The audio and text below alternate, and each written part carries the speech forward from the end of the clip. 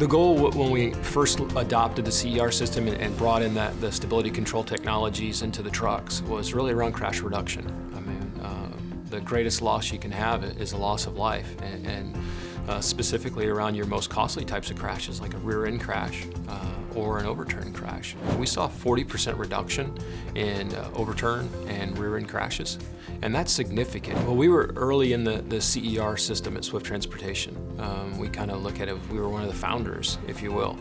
We had companies like Meritor, Wabco, and Bendix coming to us with their technologies, and we saw that as a huge benefit, technology you could put into the truck.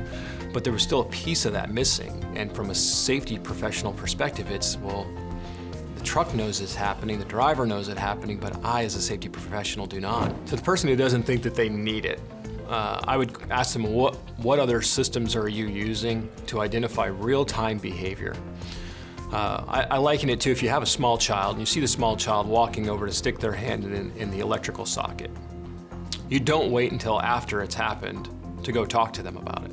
And you don't wait till after the second or third time that they've done it to talk to them about it. You want to talk to them about it just before it happens, or as closely to the occurrence as possible. And these kind of system lets you do that.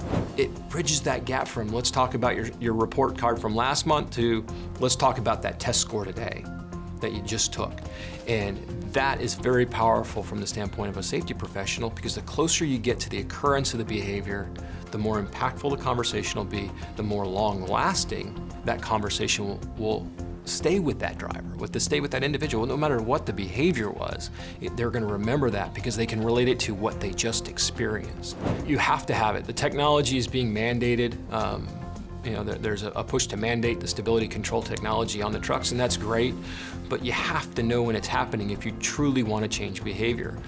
Being able to go to your truck and download and find out this truck had this many events in some time window is great, but you really need to know if you're trying to affect change within your organization around safety, and if you're trying to build a culture of safety and change your numbers, you have to know when it's taking place, and this is how you do that.